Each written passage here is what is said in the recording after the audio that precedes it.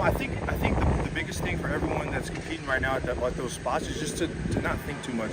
Because when you're in a battle, you don't want to mess up, but then you kind of slow down and you don't play as fast. You know what I mean? So I'm just trying to tell those guys to just play fast, play your game, and things will happen. And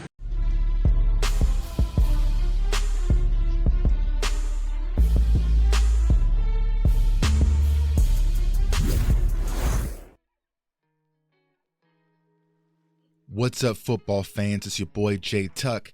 And listen, it is the most wonderful time of the year. And I'm not talking about Christmas. I'm talking about NFL draft season. For those of you who are new, I love the NFL draft. I've covered the NFL draft for the past 3 years. It's a passion of mine. And this is when we open our doors, right? This channel isn't just for Cowboys fans. It's for all football fans who love scouting prospects. But a lot of the grocery shopping we do is particularly pertaining to the Dallas Cowboys, right? But sometimes other teams and other fan bases can find this information helpful, so welcome. So the very first player I want to talk about is Troy Fautanu, left tackle out of the University of Washington. This is a guy we're all going to watch on Monday night as they're playing in the national championship. Now, from a Dallas Cowboys fan perspective, right, a lot of people are looking for a left tackle, not a right tackle. There's a lot of right tackles. There's a lot of guards, right? There's a lot of guys who play left tackle but can play guard. But I think Cowboys fans are wanting a pure left tackle, and Troy is definitely one of those guys. So he's 6'4", about 320 pounds. So he's a little bit undersized at the position at the NFL level, but he has a lot of experience with over 1,700 snaps at the left tackle position and only allowing 2 sacks in his career. And the very first thing that stood out when I watched Troy was the pure athleticism. Like, look at him, y'all. He's wearing number 55, looking like Jay Tuck at linebacker, and watch him pull on the perimeter. Like, he's able to move quick. So he's very quick, very agile, and very athletic, and he's able to get on the perimeter and up to the second level. And watch this play, right? Like, this is a left tackle moving like this. Like, for the agility and the awareness to step up in this hole and get to the second level, that doesn't happen with the bigger guys. You know what I'm saying? So that's the very first thing that stood out when I started scouting this player. Is like, this guy can move.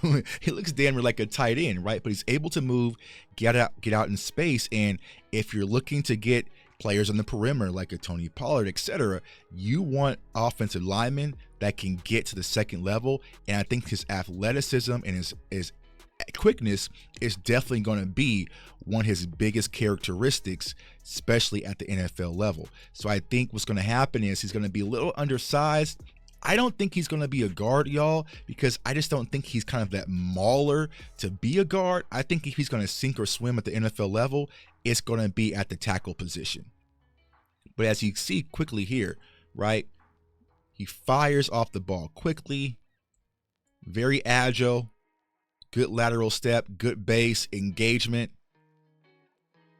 Like, he can move. This kid can definitely move. And when you're looking for tackles, that is what you're looking for. That's going to be where your athletic perimeter guys will be. But like I said, even though he's not a mauler, right, he's always looking for contact. Like, he's looking to punish, and you'll see that in his play right here. So he gets off quickly with the stance, good hands and everything, but he sees his corner ain't coming. He's not talking about nothing. You know what? Well, fine. I'm going to go leave my mark. So he has that physicality. He kind of has that dog mentality. He's just not a physical brute force, but he's always going to look to kind of punish. He's going to look to kind of lay the helmet on you and make his presence felt. And I definitely love that with the offensive lineman. Watch this play right here. Boom. He's out there in space, right? Looking for an opportunity just to hit somebody. Just hit somebody. I can't find somewhere to hit. All right, I'm going to go hit this guy. Whack. And then kind of mug and walk off. That's a linebacker. It's a linebacker in an offensive tackle body, man. I definitely love the physicality when it comes to Troy, man. That stuff gets me excited. Now, another thing from a football perspective that I definitely love and that you're definitely going to need at the next level is IQ. And I feel like Troy has a great IQ and a great feel for the game, especially in like picking up stunts. So you'll see here in this play right here, he's always keeping his eyes up and is having a feel for the game to pick up this stunt and engage, right? So that's going to be important because at the NFL level, teams like to stunt a lot. I mean, if you're a Cowboys fan, you know Dan Quinn likes to stunt like my daddy, right? He's always trying to stunt, so you got to have the awareness to be able to pick that up. You know, on this play right here, you'll see him, right? So it's like a 3-2 set, right? So you have this defensive end, you also have this corner, you also, or maybe it's a safety, but also this defensive tackle, right? So it's a 3-on-2, right? You got 3 defenders and only 2 offensive linemen because you kind of had the engagement over here, right? So, you know, when it comes to it, watch him fire off the ball. He's watching the safety or corner. All right, so he's no longer a threat. Boom, onto the outside. Engage. All right, so they're going to do a twist stunt. Here we go. Grip pickup and engagement. So like I said, he has extreme IQ. It's a good feel for the game. Like I said, he's played a lot of reps in his college career. So just naturally, he's very crafty and has the IQ and the feel for the game. Now, where do I think he will struggle is, like I said, I don't think he's really a power guy. And I think that he will struggle with a lot of like power rushers, right? Because sometimes he lunges a little bit, his feet kind of get off balance a little bit, but also in the run game, like the run blocking isn't his forte, right?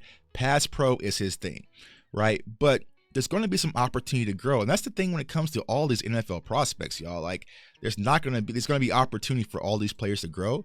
So I think once he gets in the lab, puts a little bit extra weight on him, I think he'll be perfectly fine.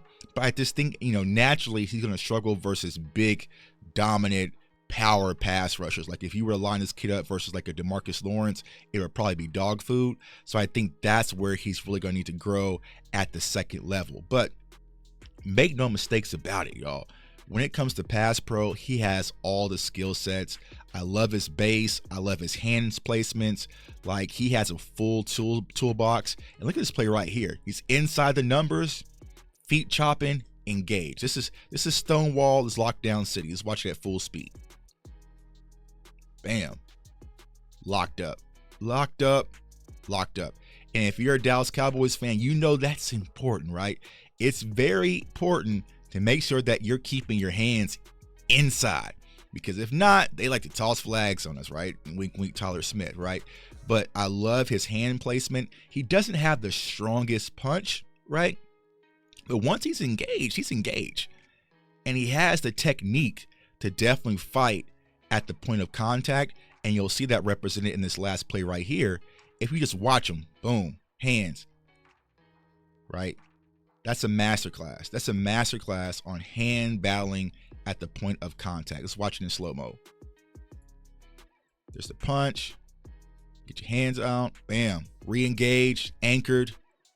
Like, look at all that time that Penix has in the pocket. Look at all that time, man. That's a Stonewall right there. That's a Stonewall.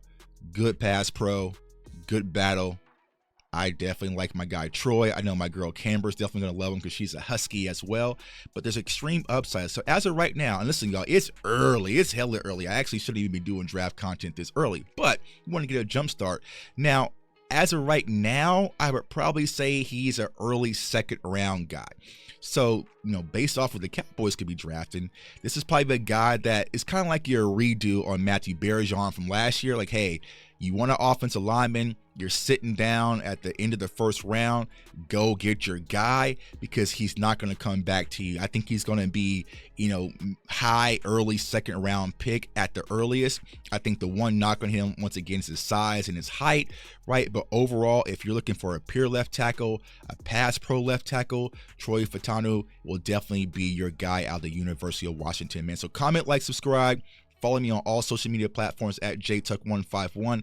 Got a lot of draft coverage coming up. We are just getting started and geared away, so you definitely don't want to miss out. Turn on that notification bell. I want everyone to stay safe, stay blessed, stay encouraged, and draft season is officially here.